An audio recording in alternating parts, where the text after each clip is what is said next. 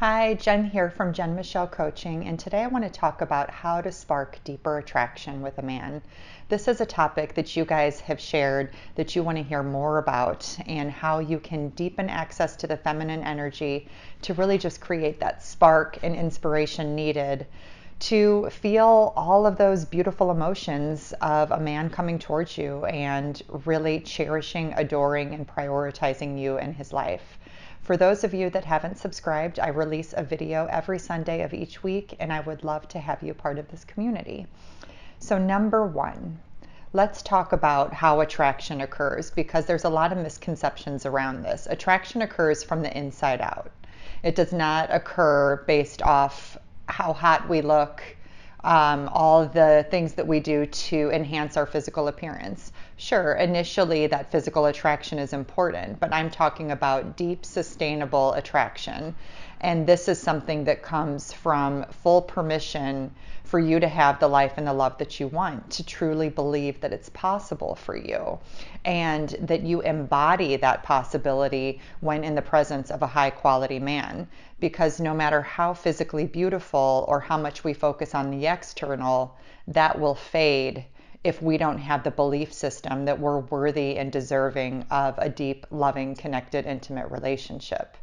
So I invite women. Yes, it doesn't mean that you don't focus on, looking your best and feeling your best. Those things do have value, but it's really about examining those deeper beliefs. That, do you believe that the things that you want, the things that you desire, are truly possible for you? Do you give yourself permission to move towards them and pay attention to what comes up and where there may be a disconnect and where there may be a little bit of work to do, so we're not inadvertently blocking the deep love that we want, that we are working on challenging those belief systems so we can essentially get out of our own way? Because this is where that deep magnetic attraction occurs. And it doesn't matter if you get old, if you get sick, if you gain weight, because you will have his heart in a way that, if it were just the physical, would just fade and be very temporary. So I'm talking about really cultivating that feeling of self-worth within, so he can attach to it and feel safe in your presence, to move close and to give you all of the big ticket items that you know deep down are possible for you.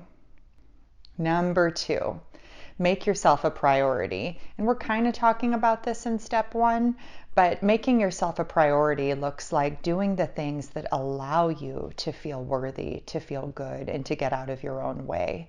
Because so often in relationships, especially if we have a history of just being insecure in them, we will often get inside his head trying to figure out what he needs, what he's expecting, what he finds attractive, and we start answering from his vantage point versus our own.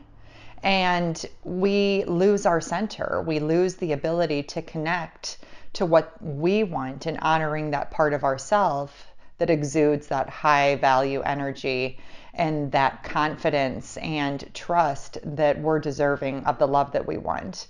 And so this truly is a practice, making sure that you're moving to your side of the road and you're doing the things that allow you to be the quality you want in a relationship. Because if you're not taking care of yourself and you're putting your needs last, how can you be the quality that's required, or that is possible within you, to really have that deep, loving intimacy you want? And so it's about making sure that you're making what is important to you a priority, so you can in turn be the quality that you know deep down you're capable of.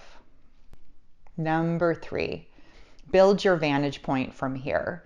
So what I'm meaning in this is step number two is buildable, in the sense that if you're not used to putting yourself first and you're used to being in his head trying to figure out what he may want or what he may need, it's going to take consistent practice to be in your side of the road and to strengthen your vantage point around what is right and good for you. And so this takes continued practice. And so when I am coaching a woman around building a strong vantage point, this means that she's not taking polls. She's not asking people who don't deep down perhaps have her very best interest at heart. She's not getting information from people where it's shaky and she knows they could say something and just set her right back to the beginning. But she's being very thoughtful and conscious about who she's disclosing her process to, and it's in alignment with those that are supportive of where we're trying to go. So it's very important to really discern between who is a trusted source and who may set you back as you build and strengthen this part of yourself that you are really trying to deepen and connect more to. I hope that these 3 tips are helpful for you and your specific situation. If you would like more information on how to enhance your love life, please go to my site, jenmichellecoaching.com. I have lots of individual, digital, and group offerings there, and I would love to connect with you.